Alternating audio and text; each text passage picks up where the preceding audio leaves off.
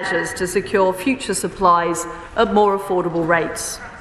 We are supporting this country through this winter and next, and tackling the root causes of high prices so we are never in the same position again. For those using heating oil, living in park homes, or those on heat networks, we will set up a fund so that all can... Prime Minister, sorry about this. Can I just say, I don't want a running commentary from here and giving me the advice. I certainly don't need it. Prime Minister, I don't want to interrupt you. It's up to you to give way when you feel it's appropriate. But just to let you know that it is now being printed, the WMS, and I'm hoping that we'll bring it into the chamber for everybody to see. Prime Minister. Well, thank you, Mr. Speaker. For those using heating oil, living in park homes, or those on heat networks, we will set up a fund so that all UK consumers can benefit from equivalent support. I thank her for giving way. National Energy Action estimate with the cap at the current level are 6.5 million households in fuel poverty. So raising the cap to £2,500, how many more millions of people will end up in fuel poverty, does she reckon? Well, Mr. Speaker, we are taking action to help people on the lowest incomes through universal credit, and we are also supplying £400 through the Energy Bills Support Scheme. Mr. Speaker, I would like to make some progress and then I will take more interventions. We will also support all businesses, charities and public sector organisations with their energy costs this winter, offering an equivalent guarantee for 6 months.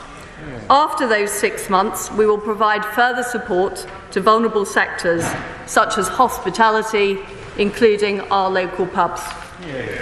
My right honourable friend, the Business Secretary, will work with business to review where this should be targeted to make sure those most in need get support. This review will be concluded within 3 months, giving businesses certainty. In the meantime, companies with the wherewithal need to be looking for ways they can improve energy efficiency and increase direct energy generation. I will give way to my honourable friend.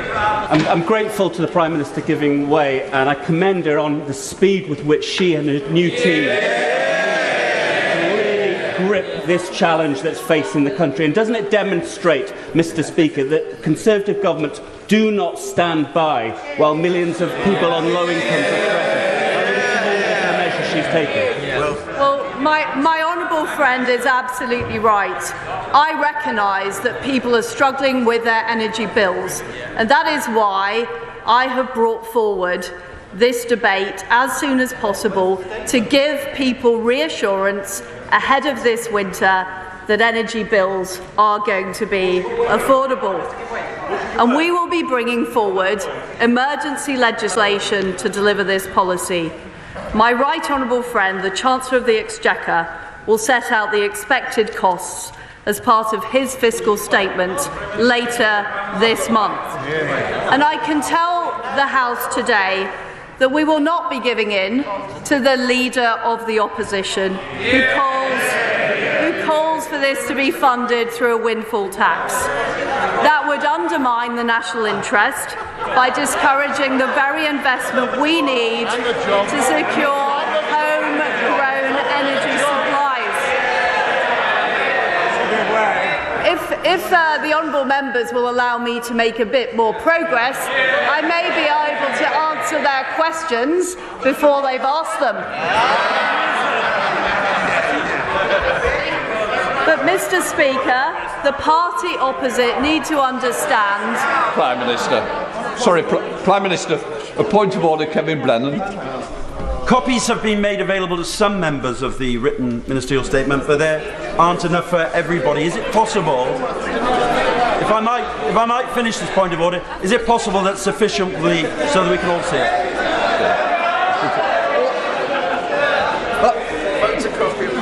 As we both know, it's not a point of order, but it's certainly a clarification that they're now coming out, and we're printing them as fast as possible to make sure all members have the ability to read it. It is with great disappointment, but that's a matter of fact. Prime Minister.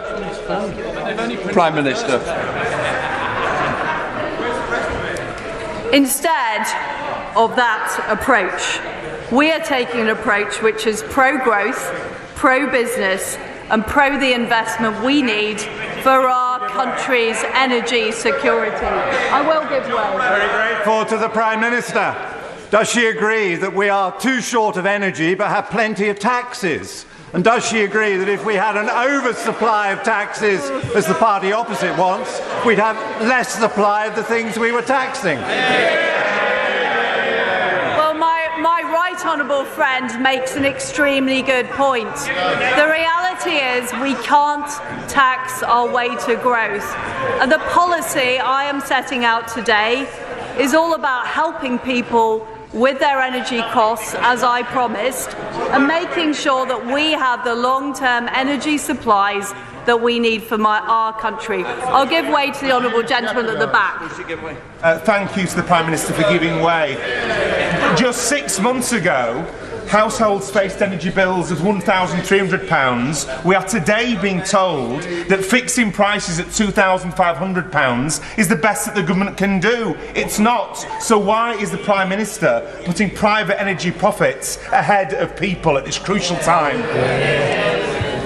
Well, what we are doing is we're doing the important work to help people and businesses get through this winter and next winter, whilst fixing Britain's long-term energy supplies. I've already given way a number of occasions. I will give way later. Please hold off for a bit longer. Mr. Speaker, this is the moment to be bold. We are facing a global energy crisis and there are no cost-free options. There will be a cost to this intervention. I will give way. I strongly welcome this package of bills to help cover. It's a marked contrast to the meagre scrappings offered by the benches opposite. I just welcome also that she's confirmed that schools and colleges will get help with their energy bills, as the colleges face increases of 300%. And could I just finally ask her, will she continue to bear down on fuel duty? Because we know that motorists at the pumps face extortionate bills when they fill up their cars. Well, I thank my honourable friend for his point, and I'm sure the Chancellor of the Exchequer is listening intently to his point ahead of his fiscal statement later this month. Mr. Speaker, I want to make some progress on explaining how we will defray the cost of this intervention, which I think might answer some of the honourable people's questions before they ask them. So the way we are going to defray the cost of this intervention is first of all by ramping up supply. Following on from the successful vaccine task force, we have created a new energy supply task force under the leadership of Maddie McTernan. They are already negotiating new long-term energy contracts with domestic and international gas suppliers to immediately bring down the cost of intervention. We are also accelerating all sources of domestic energy, including North Sea oil and gas production. We will be launching a new licensing round, which we expect to lead to over 100 new licences being awarded. And we will speed up our deployment of all clean and renewable technologies, including hydrogen, solar, carbon capture and storage, and wind, where we are already a world leader in offshore generation. Renewable and nuclear generators will move on to contracts for difference to end the situation where electricity prices are set by the marginal price of gas.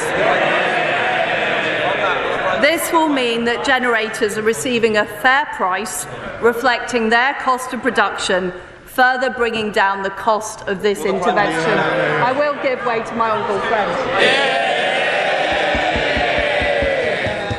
I warmly welcome the immediate action announced by the Prime Minister on the cost of energy, which is really going to help families in the Pendle constituency and right across the United Kingdom. Next week in Parliament is Nuclear Week.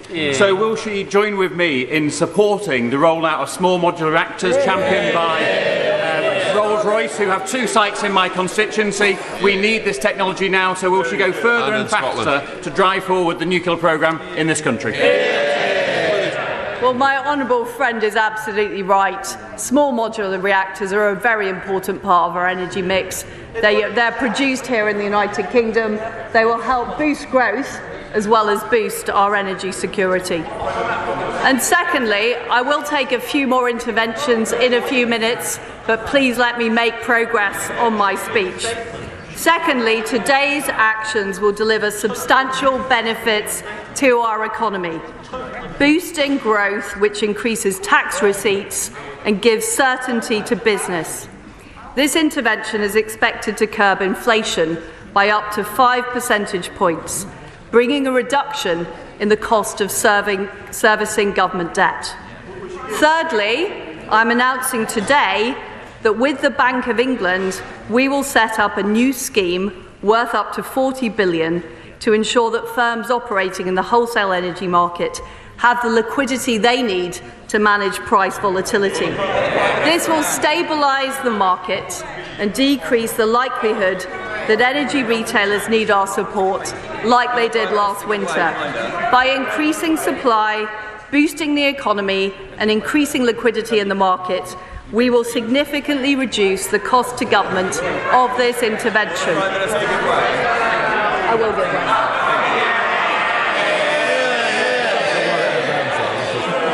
Very kind of the Prime Minister to give way to so many sensible members.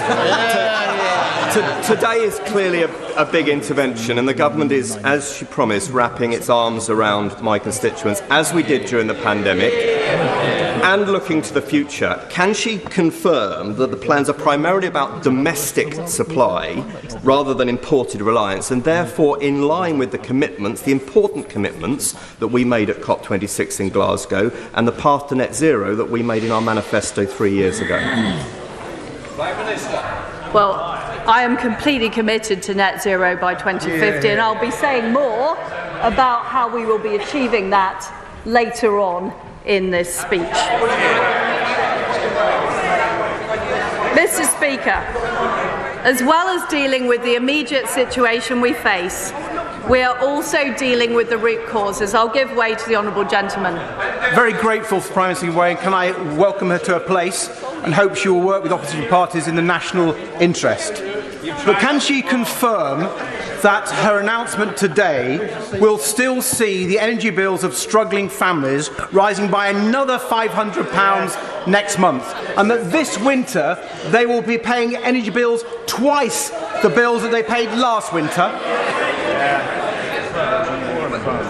Well, we're also, at the same time as introducing the energy price guarantee, also providing families with £400 and providing extra support to the vulnerable.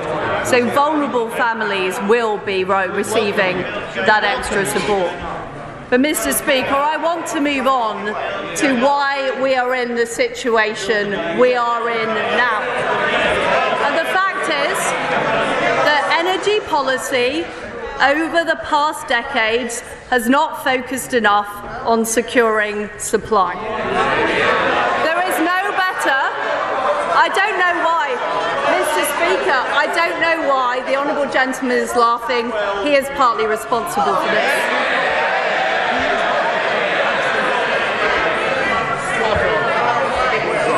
There is no better example than nuclear, where the UK has not built a single new nuclear reactor in 25 years.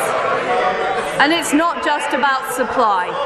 The regulatory structures have failed, exposing the problems of having a price cap applied to retail but not to the wholesale market.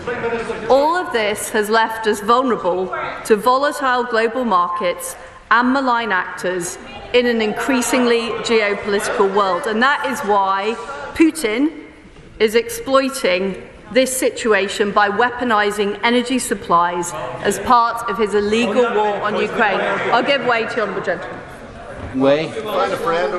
Would she accept that with 150 years' worth of gas under the ground in GB It is absolute madness to turn our back on that resource at a time when people are facing huge energy bills. And could she also just explain to us how she intends to deliver the support which she's talking about in Northern Ireland? That's the people from Ireland.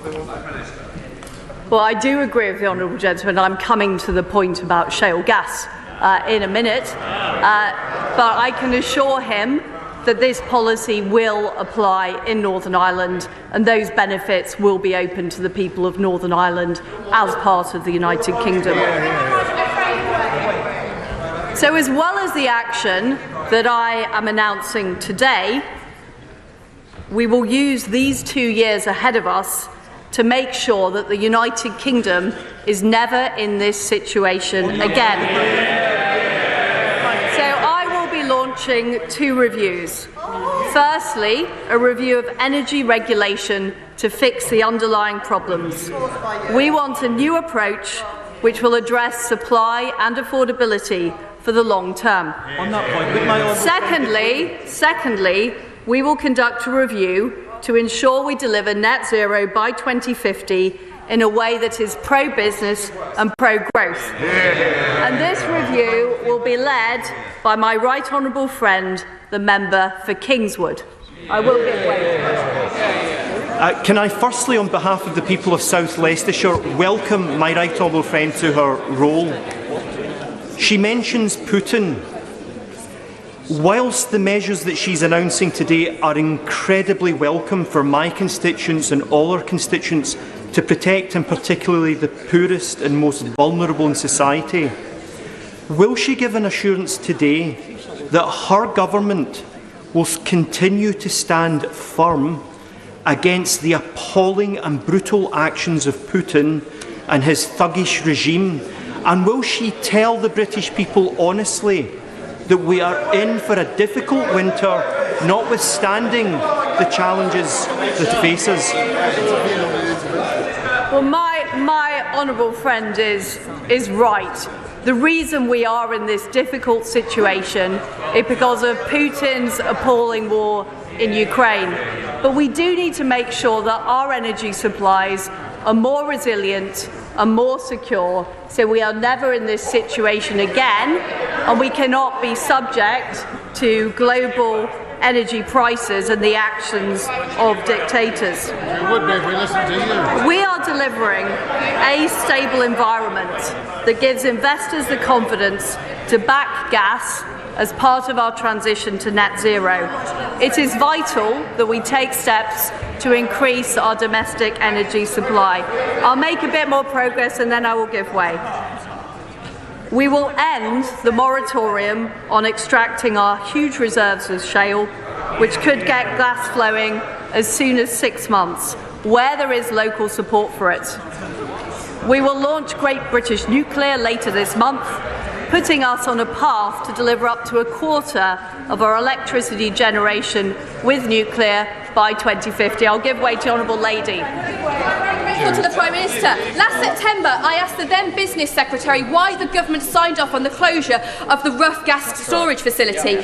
He dismissed it as not relevant and he accused me of stoking panic and alarm. Given the government are now reportedly reopening that facility, it doesn't suggest the new Chancellor is a man of foresight and strategy, does it, Prime Minister? We are in a very, very difficult situation, and I am committed as Prime Minister to doing everything it takes to resolve this situation, to help people with their energy bills, and to make sure we have security of supply for the long term. I've already taken a lot of interventions. I need to make progress on this speech. As a result of these steps on shale and on nuclear and the acceleration of renewables, I am today setting a new ambition for our country. Far from being dependent on the global energy market and the actions of malign actors, we will make sure that the UK is a net energy exporter by 2040. And my right honourable friend, the Business Secretary, will set out a plan in the next 2 months to make sure we achieve this. Mr. Speaker, I know that businesses and families are very concerned about how they will get through this winter. That is why I felt it was important to act urgently to provide immediate help and support, as well as setting out our plan about how we are going to secure the UK's future energy supplies. This is part of my vision for rebuilding our economy. Secure energy supply is vital to growth and prosperity, yet it has been ignored for too long. I will end the UK's short-termist approach to energy security and supply once and for all. That is what I promised on the steps of Downing Street. Today, we are acting decisively on that pledge. This will help us build a stronger, more resilient and more secure United Kingdom. I commend this motion to the House.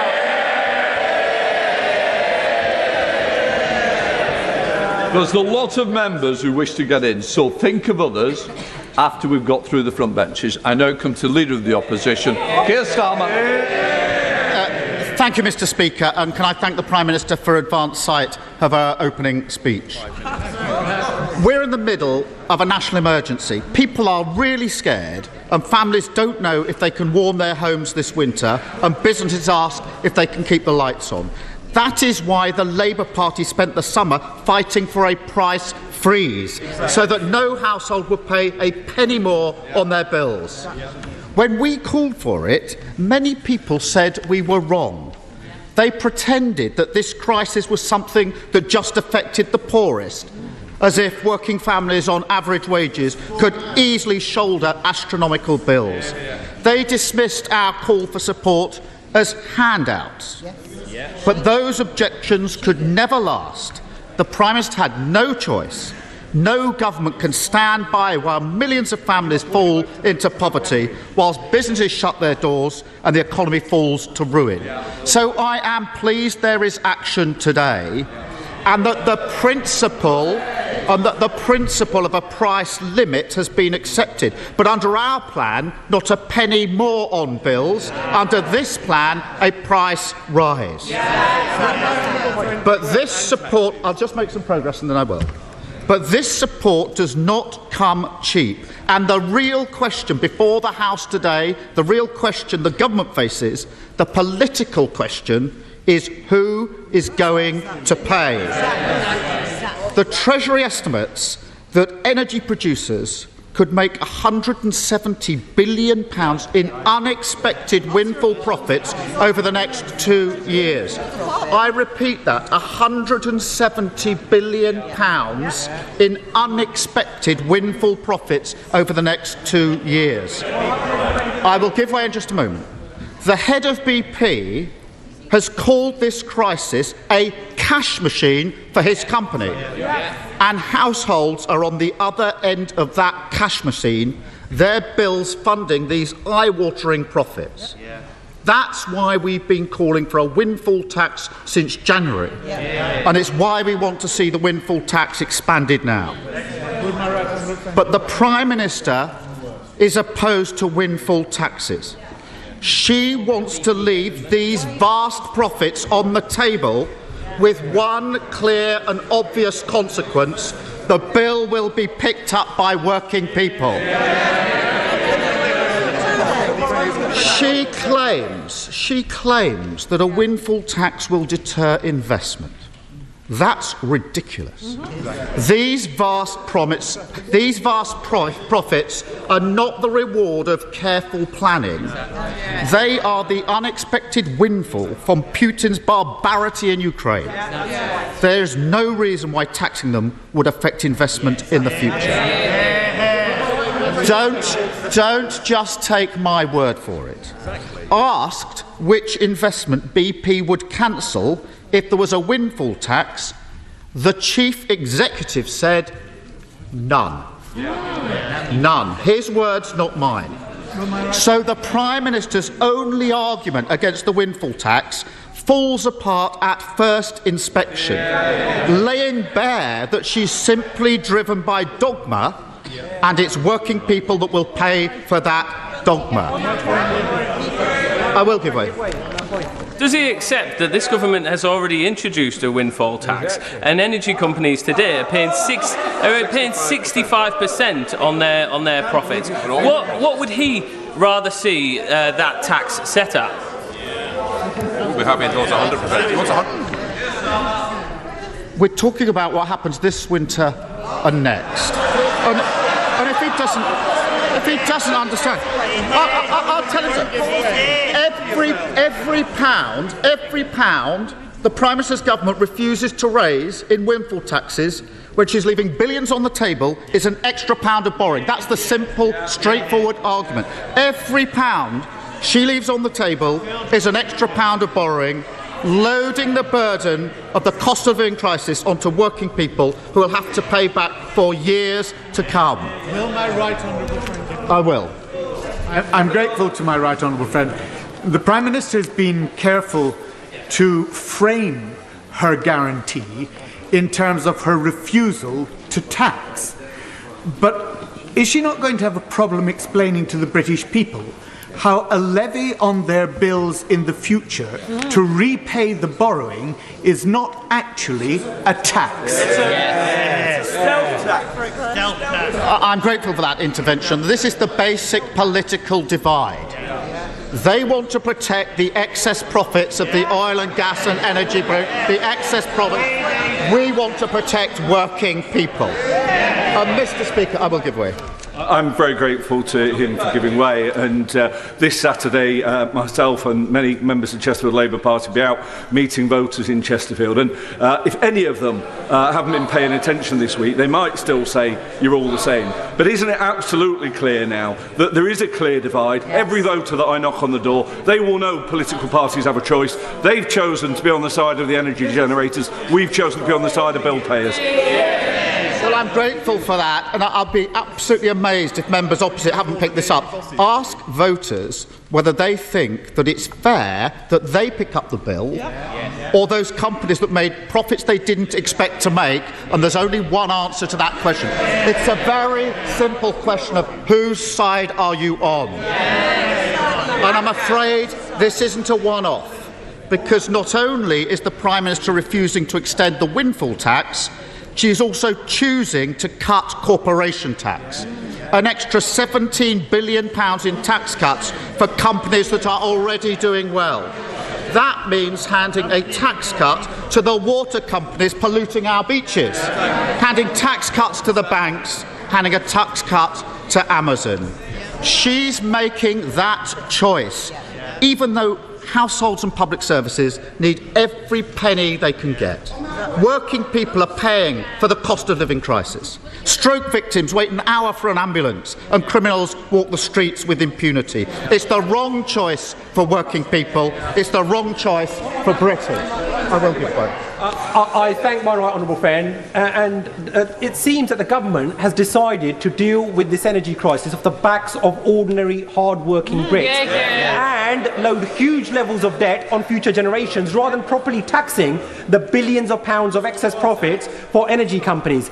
Why is this government on the side of big corporates rather than being on the side of ordinary, hard-working Brits? Is it because the Prime Minister is a former employee of Shell and is therefore on the side of oil and gas companies and is not protecting ordinary working British people? Well, I'm grateful for that intervention, and it does come down to this basic point. Everybody in this House recognises that profits are needed for investment in all businesses. But in this case, these are unexpected profits that were not expected to make. And when the Chief Executive of BP says this will not deter any investment, it's a bit rich for the opposite to say he's completely wrong. He is the Chief Executive of BP. He's made his case. It's the complete opposite of the case that the Prime Minister is trying to make. Now, Mr. Speaker, the immediate cause of, I will in a moment, the immediate cause of this energy crisis is Putin's grotesque invasion of Ukraine. We stand united in our support for Ukraine. If we're to defend democracy, defeat imperialism, and preserve security on the continent, Putin's aggression must fail. And whatever our political differences, the Prime Minister will always have my full support in that common endeavour. But we must ask ourselves, why are we so exposed to changes in the international price of oil and gas? Why are we so at the mercy of dictators, able to pull the plug on wells and shut down pipelines? Why is there such a fundamental flaw in our national security? I will give way in just a moment. I'll make my argument, then I will give way. It's about a failure to prepare, a failure to increase our energy independence, a failure to rapidly decrease our reliance on fossil fuels. They banned, Mr. Speaker, they banned onshore wind in 2015. That cost us clean energy capacity equivalent to all our Russian gas imports in recent years. A policy disaster. The Prime Minister has been constantly opposed to solar power, the cheapest form of energy that we have, and she's been consistently wrong. And it's not just what the Prime Minister said in the heat of her leadership campaign this summer. When she was Environment Secretary, the government slashed solar subsidies. The market crashed. I will give way. To the right honourable gentleman. But the Leader of the Opposition is being completely misleading, if I may say so, because what he said, it's under this government that the United Kingdom has the second highest offshore wind generation capacity anywhere in the world. And how is that created? It's through investment by companies. This government will allow for that to happen. Well, I take it from that intervention that he doesn't quarrel with me that the ban on onshore wind since 2015 has been a policy disaster, along with the opposition to solar power. Forgive me, I saw the former Prime Minister raising it. I will take her intervention, of course. Thank you. I'm grateful to the right honourable gentleman for giving way. He's talking about lack of preparation for energy security for the United Kingdom. In that case, if Labour is so worried about lack of preparation, why did they not build any new nuclear capacity?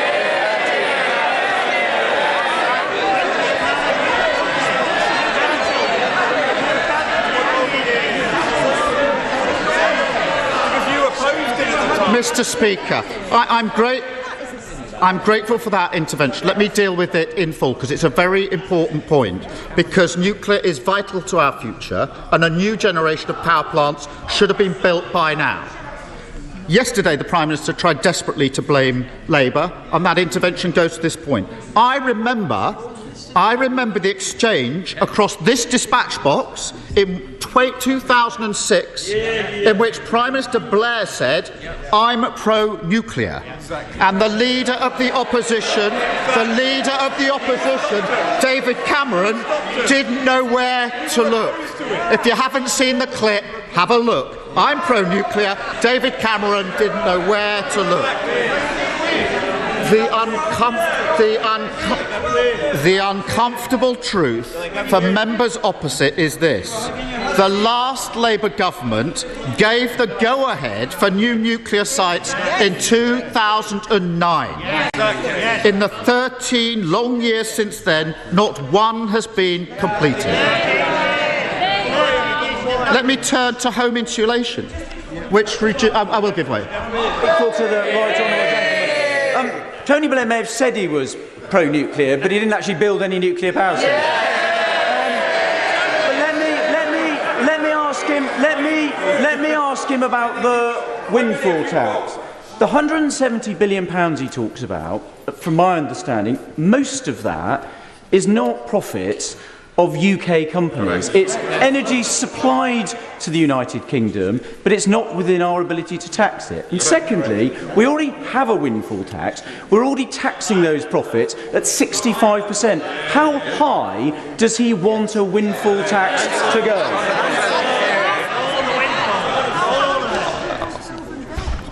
On the question of 2006, I think I'll give way to him again. What was his party's position in 2006 when David Cameron was asked the question on nuclear? Because he didn't have a position on it. But on the £170 billion that he raises, I think he's wrong about that.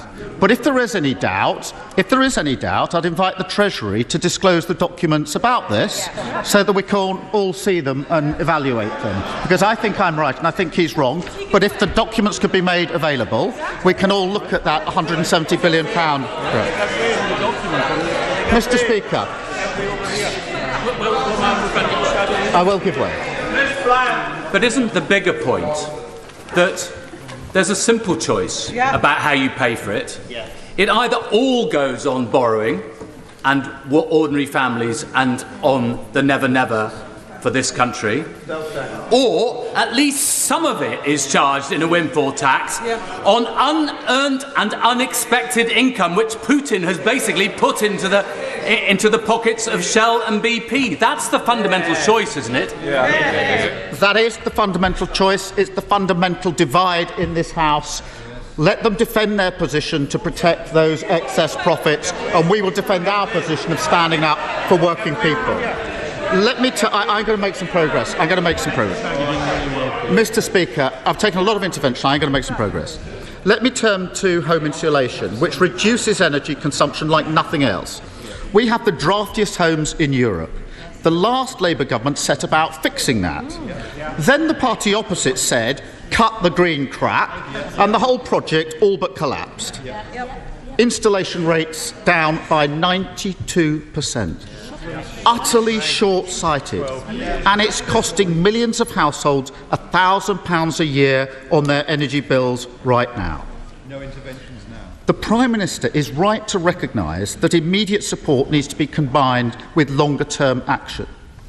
But I'm afraid fracking and a dash for gas in the North Sea will not cut bills, nor strengthen our energy security, but they will drive a coach and horses through our efforts to fight the looming climate crisis. Does he give way on that point? She should listen to her own Chancellor sitting next to her. What did the Chancellor have to say about this just a few months ago? Now, this is quite a long quote. See the Chancellor leaning forward. I've tried to cut it down. But every sentence is worth repeating of what the Chancellor said just a few months ago, his words. For those calling for its return, they misunderstand the situation we find ourselves in. If we lifted the fracking moratorium, it would take up to a decade to extract sufficient volumes. And it would come at a high price for communities and our precious countryside, his words. I'll go on because this is so good. Second, he said just a few months ago, no amount of shale gas from hundreds of wells dotted across rural England would be enough to lower the European price any time soon. And he went on. And with the best will in the world, private companies are not going to sell shale gas they produce to UK consumers below the market price. They are not charities. Spot on, Chancellor. And what did the Chancellor at the same time have to say about North Sea gas? Additional North Sea production won't materially affect the wholesale price. Indeed, earlier this year, his previous department helpfully put out a series of Mythbusters, a government myth-busting document. Here's one of them. Chancellor, your document. Myth. Extracting more North Sea gas lowers prices. Answer. Fact. UK production isn't large enough to materially impact on the global price of gas. I've got a copy for the Prime Minister. We do need to carefully manage our existing resources in the North Sea. And the industry has an important role to play in our future as we transition to a different form of energy. But doubling down on fossil fuels is a ludicrous answer to a fossil fuel crisis. And if all countries took the approach advocated by her new Energy Secretary of squeezing every single drop out of their fossil fuel reserves, global temperatures will rise by a catastrophic 3 degrees. That will be devastating for our planet and future generations. And it's totally unnecessary. Now I'm going to make some progress because I do think other speakers need to get in. New wind and solar power are now 9 times cheaper than gas. 9 times cheaper. So we need a clean energy sprint, urgently accelerating the rollout of offshore wind, onshore wind, solar, nuclear, hydrogen and tidal. And last year I set out a new national mission to insulate 19 million homes and cut bills for good. If the government had taken me up on that challenge, 2 million homes would already be insulated this winter. Britain needs a fresh start.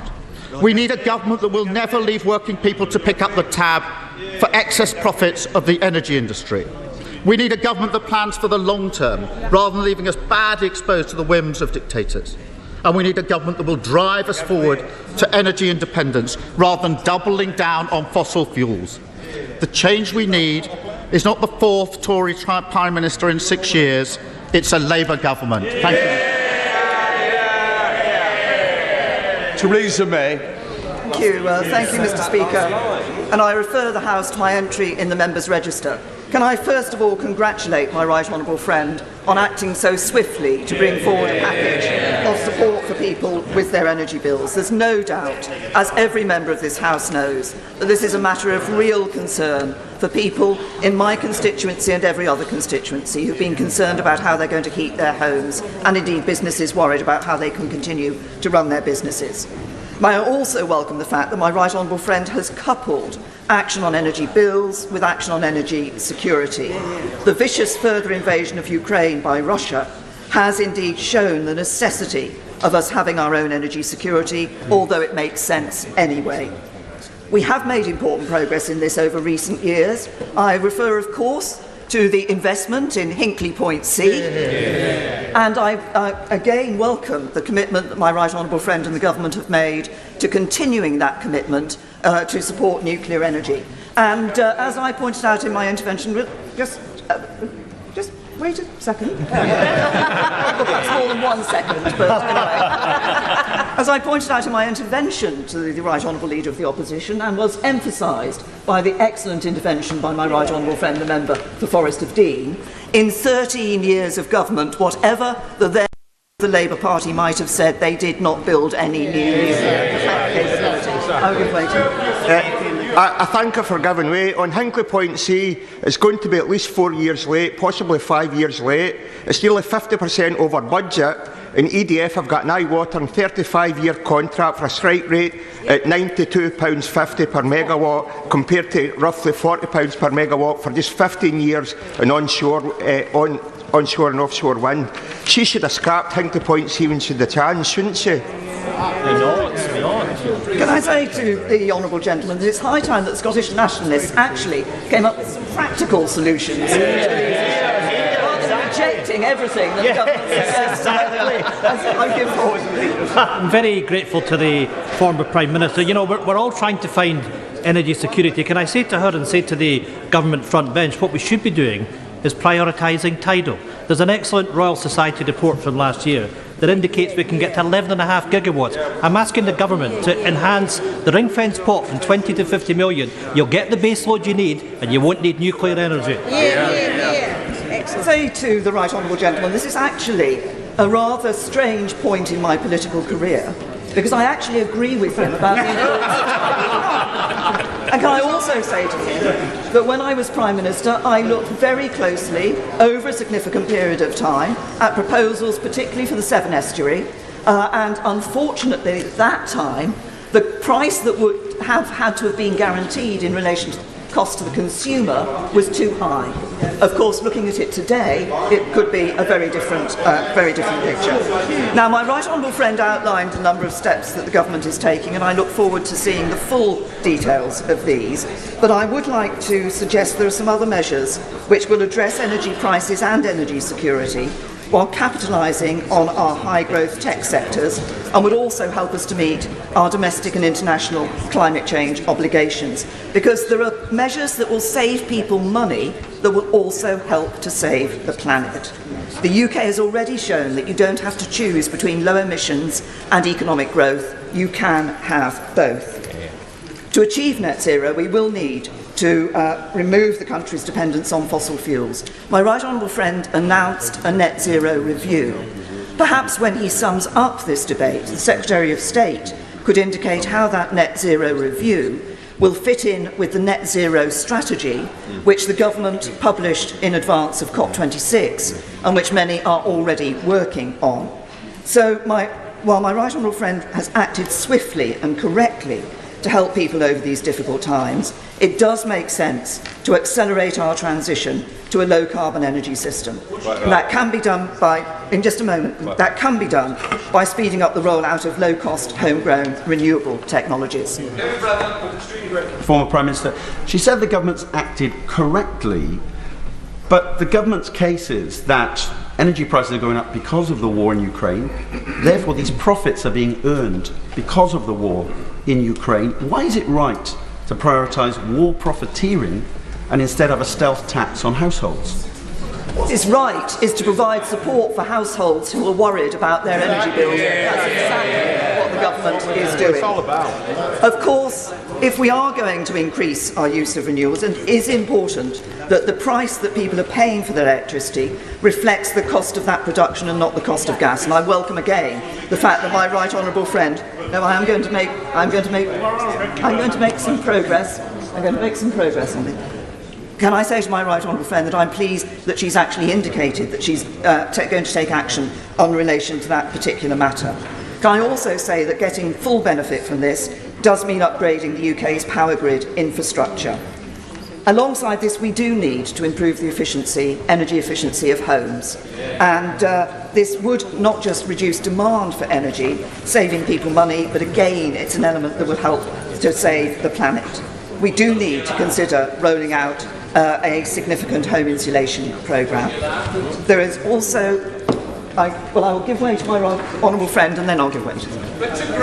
I'm very grateful to my right honourable friend. Her government did indeed look very closely at the prospect of a tidal lagoon off Swansea Bay, and at that time it is quite correct, as she says, that it was too expensive, although the price now looks relatively attractive. But does she agree with me that actually the real opportunity at the moment, which the current Chancellor has been very supportive of when he was at Bayes, is for marine energy to come from tidal stream, which the new renewable auction is supporting, but there is much more that can be done, especially if we can affect the planning regulations around the pipeline of opportunity. Does she agree that there is more this government could do on that?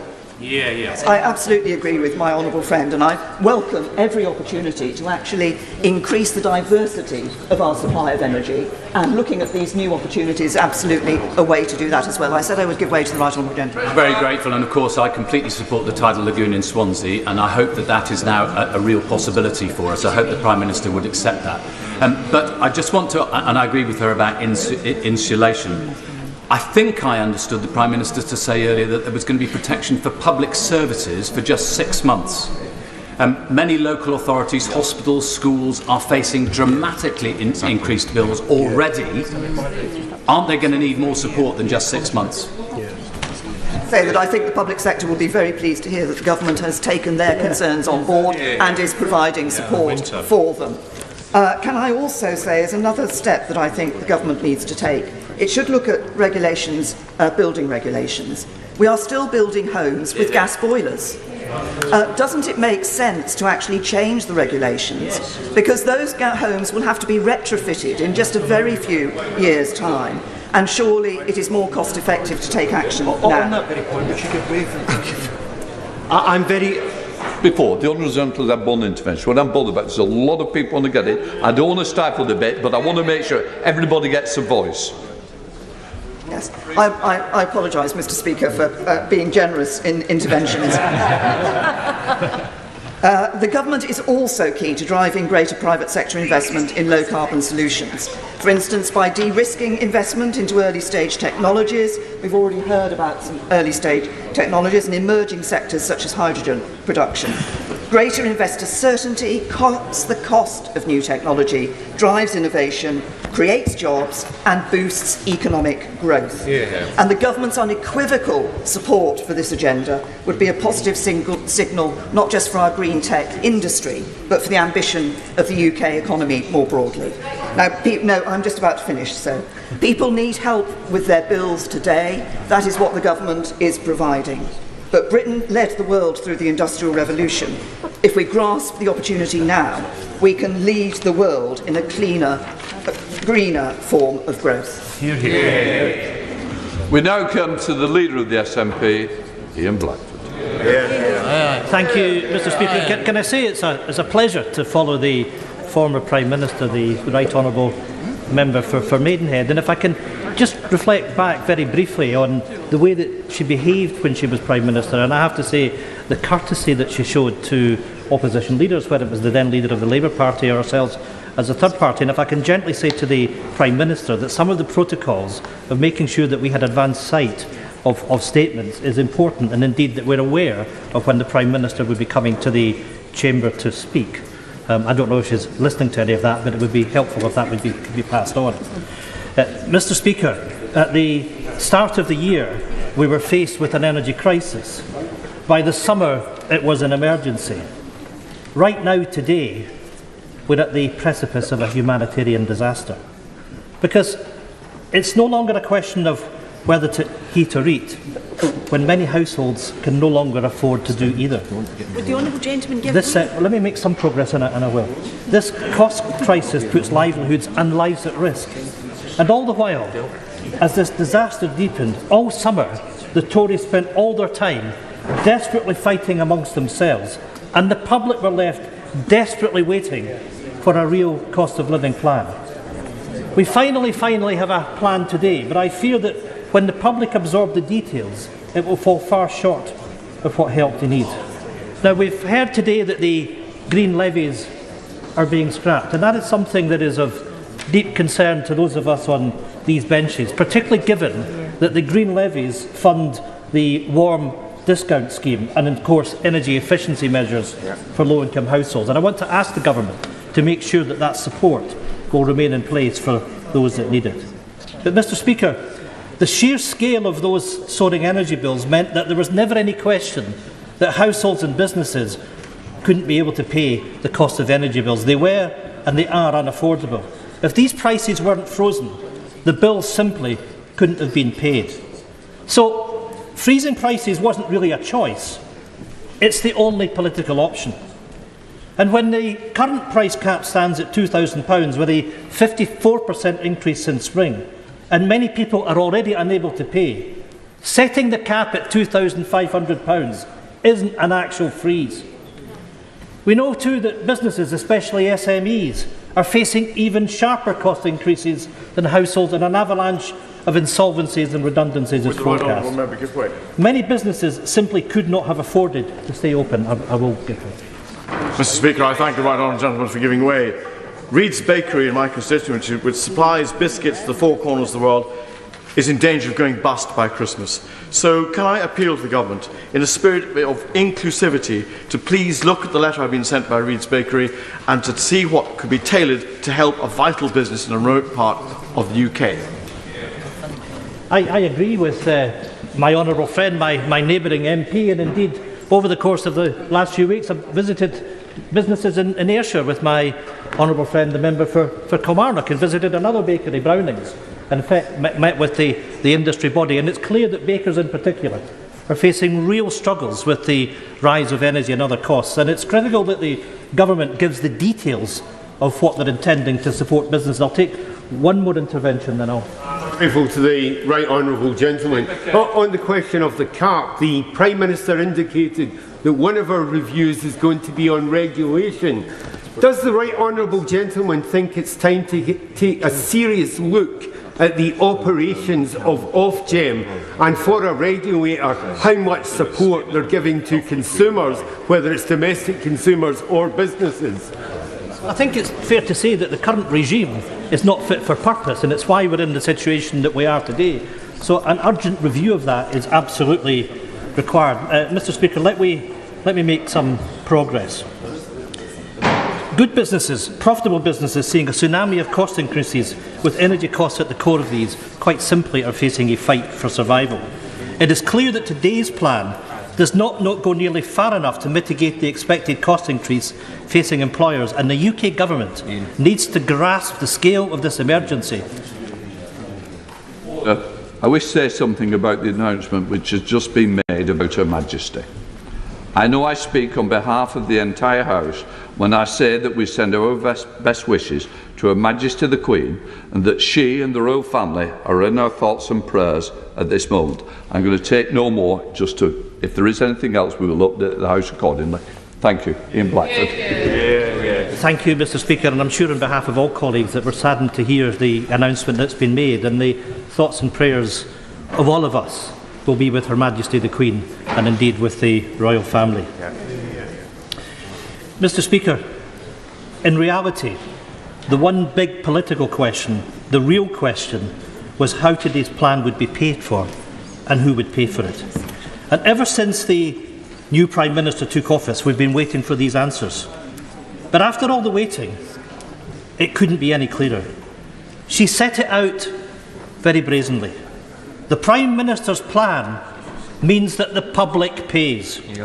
She has made the political choice to tax families instead of companies, to put profit over people. Instead of a windfall tax, she's chosen a new Tory tax, the trust tax. The trust tax that means that in the months and years ahead, households and businesses will be punished with higher bills, higher interest rates and higher mortgage costs. A trust tax means it cuts to the vital public services people rely on and which are used to support the most vulnerable. A trust tax means a threat to the Scottish budget, which the Scottish Government is using to protect our population and shield workers and public services as best they can. Will my honourable friend give way? I will give way. I'm grateful to the honourable gentleman for giving way. He seems to be making an argument for a windfall tax on the oil and gas companies. And given that the Leader of the Opposition wasn't able to answer this question, they already pay 65% on their profits. What would he rather see that tax set at? I'm grateful for that intervention, and if he just bears with me, I'm going to come to that very specific point. But that issue of who pays is important, because there is no... Well, actually, I will do, and you might actually show some respect if you don't mind. Because at the end of the day, oil and gas producers are making windfall profits. Our constituents, his constituents, are suffering. And it's right, Mr Speaker, that we look at the contribution that those making windfall profits will make, and I will come to that. I'm going to make a little bit of progress because I'm conscious that others want to get in. Mr Speaker, the frightening bit for people is that the new Prime Minister made this choice on day one in the job.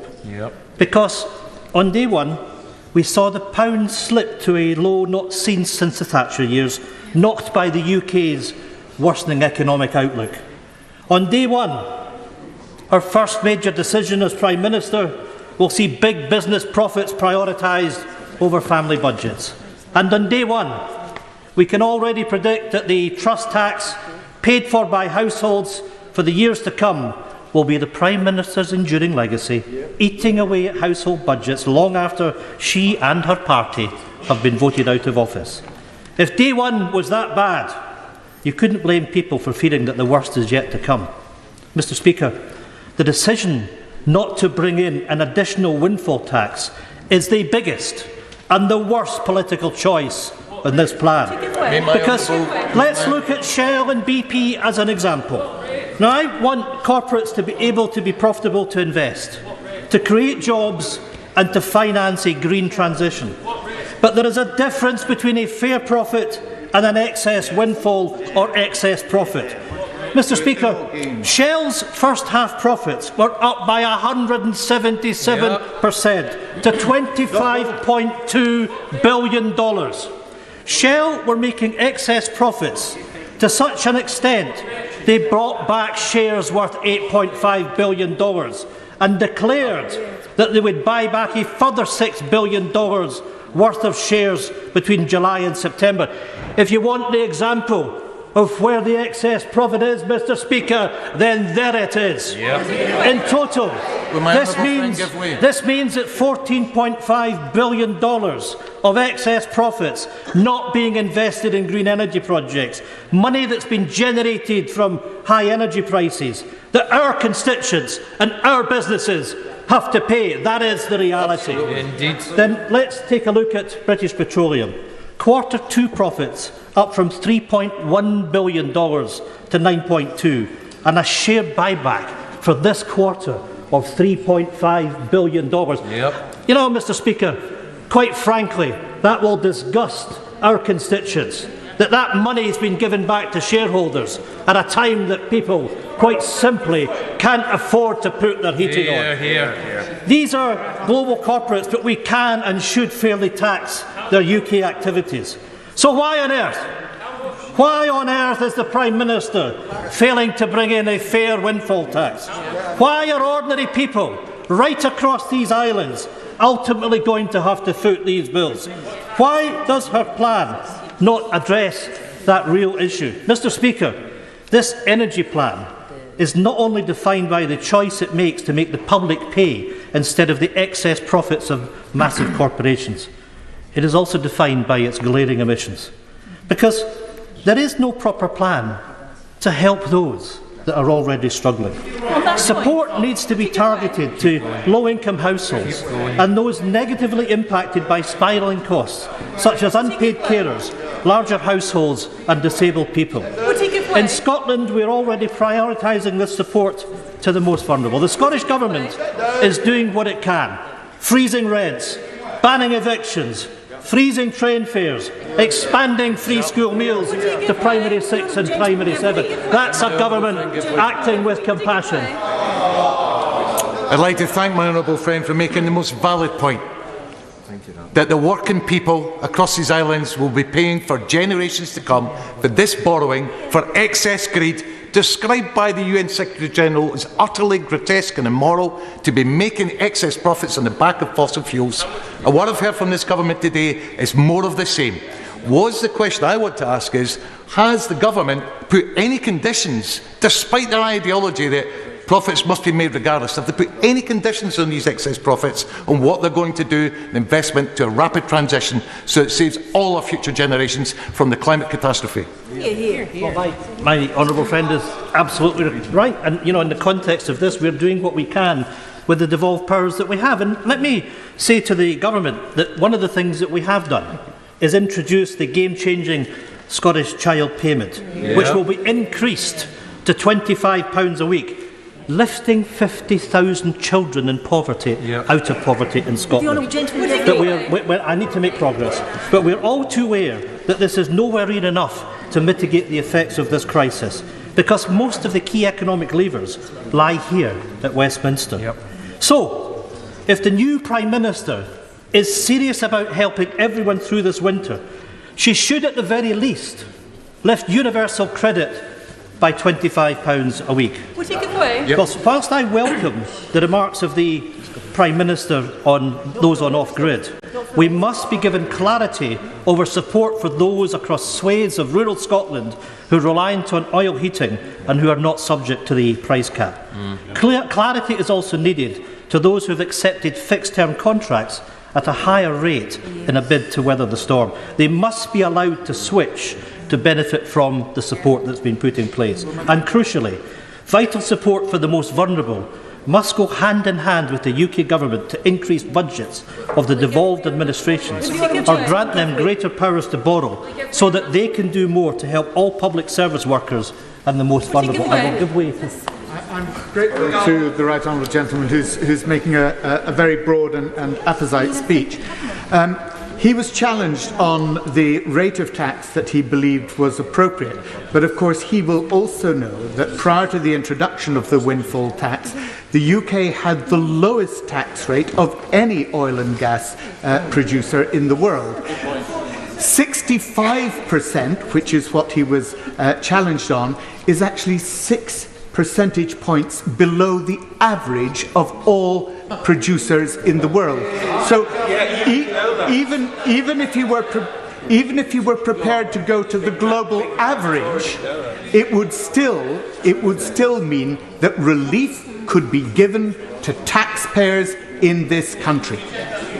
I have to say that the honourable gentleman makes an awful lot of sense with his intervention, and what we should be reflecting on is that these are oil and gas companies that are making additional profits, not because they're improving their businesses, not because they're investing, but quite simply because the oil and gas prices are higher. And it's quite right in the context of that our consumers, our businesses are compensated. Why on earth are we sitting back allowing the oil and gas companies to engage in billions and billions of dollars of share buybacks? Mr. Speaker, I want to make progress because I'm conscious of the time and those that want to speak. I want to briefly deal with another prominent point in the Prime Minister's speech, because the Prime Minister blames the cost of living crisis on the war in Ukraine, and I believe that this issue is worth expanding on. And of course, there is no doubting that what has happened in Ukraine has had a major role in spiralling wholesale prices. And we have rightly come together across this chamber in condemnation of Putin's horrific war and his actions to thwart European energy supply. And I look forward to continuing to work with the new government in a spirit of consensus on this issue. We all stand together against Putin's horrible actions, the war in Ukraine. But as we've rightly helped Ukraine, we must also help citizens at home. Indeed, we owe it to them to do so. And I would hope that the Prime Minister will reach consensus with me on this point. But where we divide is what I believe we must recognise that other countries in Europe, far more reliant on Russian gas than the UK, have weathered the economic storm far better than the United Kingdom. And we must therefore recognise the UK government's role in creating the circumstances for this crisis. We'll take it away. Shameful mismanagement by a successive Tory government stopped by a Tory Brexit means that the UK has the highest inflation in the G7, the lowest growth in the G20, and we're marching headlong into a recession. UK household electricity prices have surged ahead of European peers, and the UK is now in a deeper state of crisis than most because of the damaging choices that have been made. We don't need it. Scotland doesn't need it.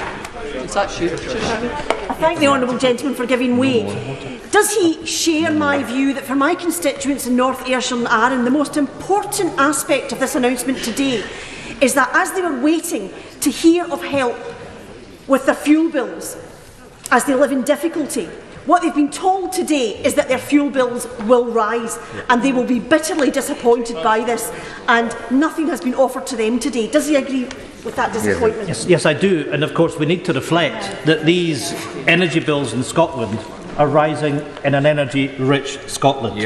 And the damage of the choices that the UK government has made, choices that have been imposed upon us, make the choice of Scotland's future ever clearer. We'll take it away. Because Scotland is energy rich, we simply shouldn't be facing an emergency.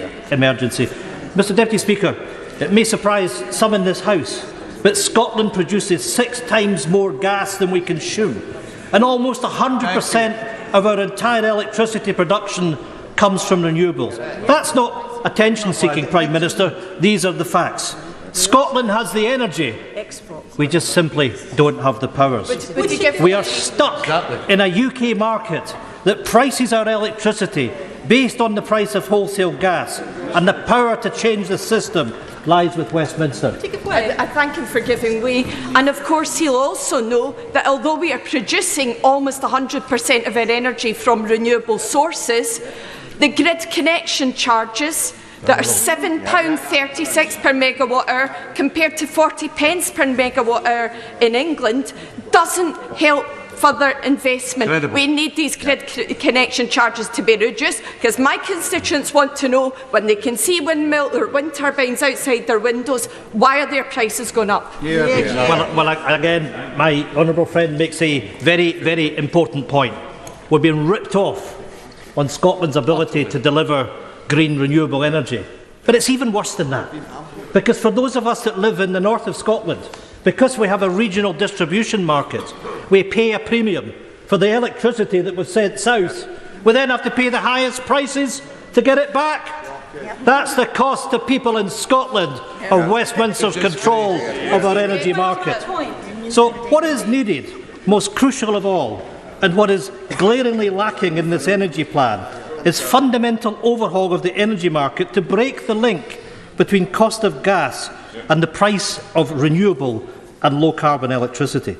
The reality, Mr Deputy Speaker, is that an independent and an energy-rich Scotland with the normal powers to act in our own interests could have cushioned our economy from this cost of living crisis. Through independence, Scotland could use our energy well for the benefit of our people.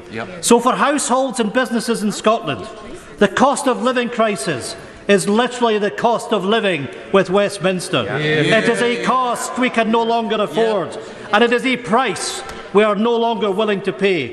It's why Scotland's people will choose independence. There's a lot of interest in this debate, so therefore we're introducing forthwith a 3-minute time limit. Robin Walker. Thank you, Mr Deputy Speaker, and I welcome the Prime Minister and indeed all her colleagues to their places on the front bench and the rapid action that has been announced today. I wanted to see action for consumers in my constituency, but also for businesses, for charities and the public sector, and I'm delighted to hear all of that included in today's statement. Over the summer I've heard from hundreds of constituents about their concerns, people who are vulnerable, elderly, students and people with illnesses and disabilities, which mean that they weren't able to turn down their heating in the upcoming winter. So the action which has been announced today will be extremely welcome in all of those quarters. The fact that there is a 2-year cap in place, particularly welcome in my constituency. But I've also been hearing from businesses.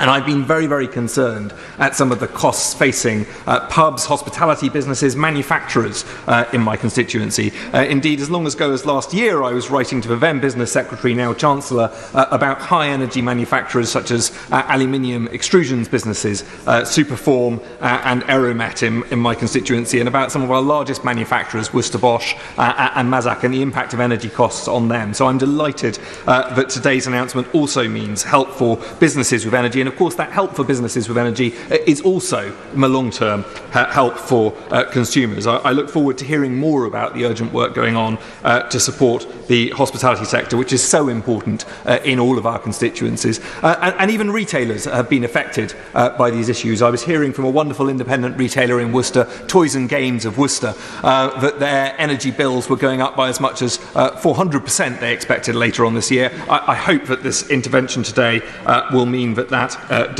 no longer happens and that business can continue to thrive. I'm delighted as a former schools minister to hear of the help for schools. I know some of the challenges that they face with energy pressures, and I think it's vital that we help them to address those. I do think the intervention on that front is vital and important, and of course for charities as well. In the last week I visited my wonderful hospice in Worcester St Richard's, and this week I'll be visiting the Children's Hospice. I know both of them were concerned about the impact of energy pills. So we've seen correct interventions in all of those spaces. There's much to welcome in this statement. The new Energy Supply Task Force, the speeding up of deployment of clean technologies, including, crucially, hydrogen, the reduction in inflation by up to 5 percentage points, and the new Bank of England scheme to support liquidity in the wholesale market.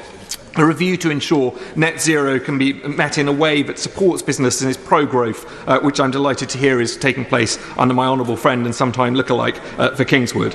So I welcome this statement. I want to make sure that we go further, and particularly I would urge ministers to consider the opportunities of hydrogen in helping us to make sure we can continue to deliver gas central heating to our constituents' home in a clean, low-cost and energy-efficient way. Thank you, Mr Deputy Speaker. Although the solutions to this crisis may sound complicated in this debate, the choice is straightforward for the government. Who pays at the end of the day? And let's be clear what a windfall tax is. It's not taxing the profits of energy companies that they had planned for and that could be expected in all reason. This is a windfall that has come about, as the government has said itself, as a consequence of what is happening in the Ukraine, the aggression by Putin. And the question that I have and that my constituents will have is, how can the government reasonably come to a conclusion that it is okay for those energy companies to make these huge profits on the back of that aggression by Putin? And this is not as if it's a windfall for the government. This is going to cost the taxpayer through the government, no matter what we do over the windfall tax. And the government is under pressure in other areas of expenditure. We only have to look at the newspapers today about yet again, the numbers of people waiting for operations in the NHS has gone up again to 6.8 million people waiting. We can see in the papers today about the teachers' assistants in schools, where they are being forced, because of the cost of living, to question whether they can stay committed to supporting children in the schools and move to higher paid jobs in places like supermarkets. Everything, where you look, the government is under pressure over public expenditure on our vital public services. Yet when it comes to this, they're prepared to just wave aside the potential to pay for these increases. I'll give way briefly.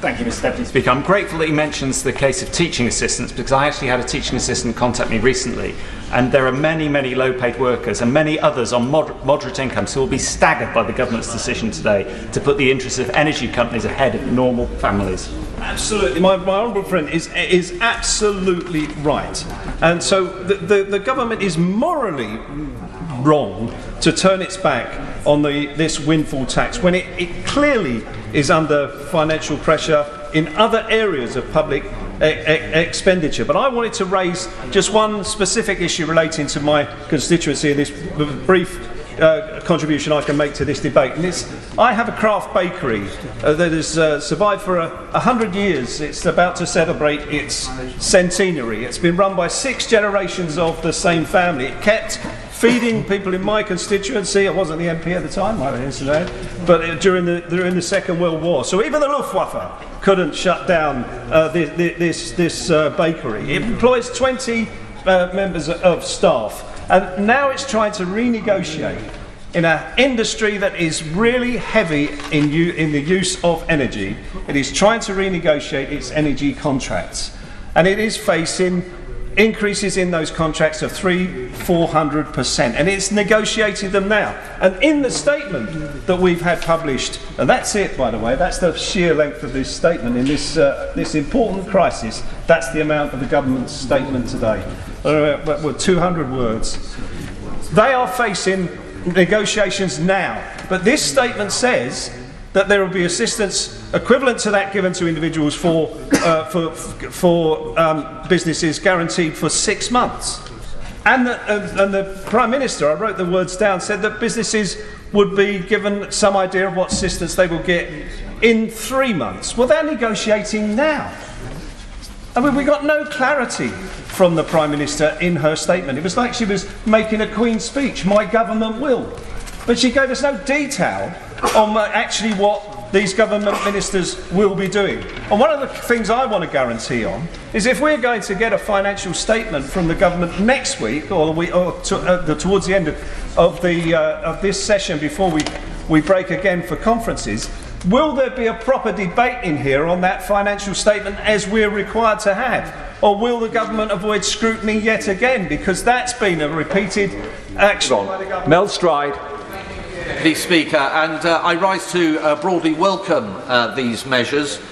We know that we live in terribly difficult times. Yesterday the Treasury Committee took evidence from the Governor of the Bank of England and other members of the NPC, and the point was made that the impact of these energy rises on households is about 4 times that which occurred in the 1970s. These are truly frightening times, and so I'm very pleased that my right honourable friend, the Prime Minister, has come forward with such a bold package of measures, both for consumers but also critically for businesses over the next 6 months, with a review after 3.